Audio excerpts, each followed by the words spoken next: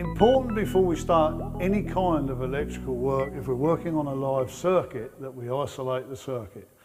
Clearly, we have to carry out the correct procedure. Wherever you go, whatever kind of electrical course you're going to be on, you're going to be asked to carry out this procedure. You need certain equipment, of course. You need to use the right type of equipment. You need proving units, signs, padlocks, lock-offs, and voltage indicators. What we're going to do now is just run through the isolation process for this socket outlet here. First of all, a lot of people don't mention this in their list, but really we need to make sure it's live before we can isolate it. There'd be little point in trying to isolate something that we didn't know was working. For safe isolation, you need to use an approved voltage indicator, which is to GS38. There's no switches on it, so I can't make a mistake. Whatever I do, this is either going to work or it's not going to work. So first thing first, let's make sure this is live.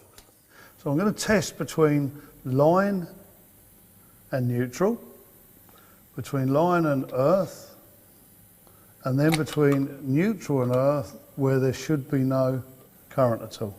So I know that's live. To make life a bit easier, I've got a piece of equipment which actually sends a signal. If I plug this in, when I go to the distribution board, I'll be able to wave my wand over the protective devices and this will tell me exactly which protective device is protecting this socket. We're at the distribution board now. Before we do anything, I must impress on you that you must have available the right type of equipment. You've got to have lock-offs. All of these circuit breakers, you can get universal ones, but it's nice to have a selection. It's vital that when you work on something, you lock it off, make sure that everybody around knows that it's locked off by sticking a label on it, and you keep hold of the key to the padlock yourself. So, this will identify which protective device I need to isolate. And you can see quite clearly that when I get to that one, all the lights come on and it makes quite a sound. The only thing I can do at this point is switch it off, use a lock off. They all work in a similar manner, but you've got to get used to your own. Use a padlock, lock it off, take the key out, put the key in your pocket so that nobody else can get to it. What we need to do is to go back to the socket, which we're supposed to be isolating, and just check that it's isolated safely. We're back at the socket outlet now. I need to use my approved voltage indicator to just check that it is indeed dead and I have locked off the correct protective device. So I need to test between line and neutral. It should be dead.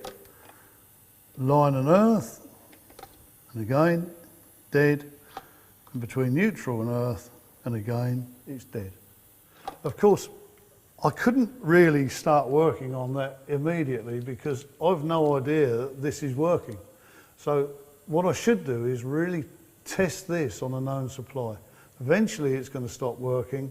It could be at this moment. So if I've got a known supply or I can use a proving unit, I really just need to push that in like so, and we see it lights up.